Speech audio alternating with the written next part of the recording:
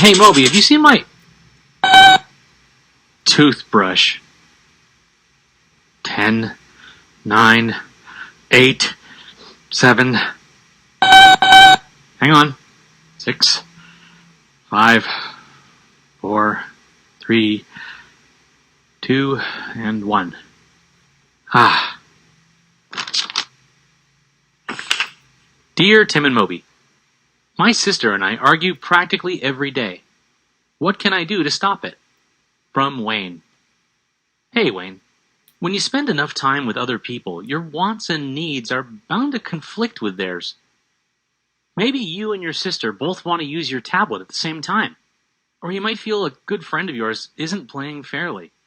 When situations like these arise, you're going to feel some strong emotions. That's perfectly okay. Anger and frustration are normal feelings, and everyone has them at one time or another.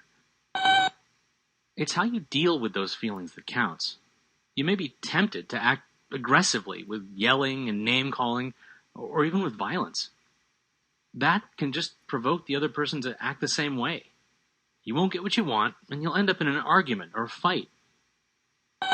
True, sometimes they'll back down and you'll get your way.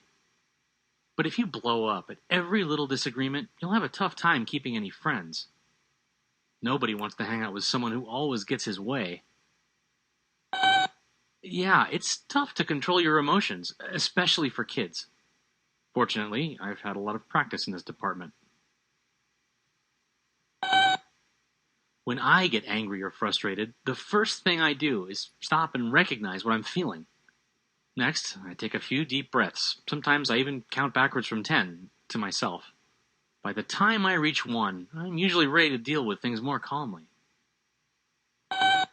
Sure, just walking away is easier in the short term. But you don't want to get into the habit of ignoring stuff that bothers you. Peaceful, direct confrontation is the best way to go. Well, you can start out by explaining how you feel in a calm, respectful way. Say you and your sister are arguing over who gets to use your tablet. You might say, "When you don't give me a turn, I get really frustrated." Explain what you want to use it for. Then let your sister express her point of view. Show that you're paying attention by making eye contact and nodding. And when someone else is talking, be sure you really listen. Maybe your sister has been waiting all day to talk to her friend from summer camp. Maybe she's researching an important project for school. Think about how you would feel if she wanted you to just hand over the tablet. People are more reasonable when they see that you understand where they're coming from. You could say something like, "I don't want to interrupt you and your friend. Can you let me know when you're done?" It helps to think of the other person as your partner, not your enemy. The real enemy is the problem you're both trying to solve.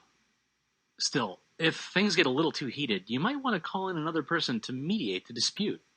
It can be anyone you trust to be fair, a family member, a friend, a classmate, even a teacher. The mediator can decide when it's each person's time to talk and make sure that everyone acts in a respectful manner. The best solutions involve a compromise. Each side gives a little ground. For example, you and your sister can set a schedule for sharing your tablet. Instead of the dispute ending with one person losing, we get a win-win situation. Oh, right. Well, Moby, when you use my toothbrush to clean your toes, I feel grossed out. I wonder how long it's been going on, and I get sick to my stomach. I see. You get carbon buildup on your toes, and it's really uncomfortable. Maybe there's a solution we can both live with.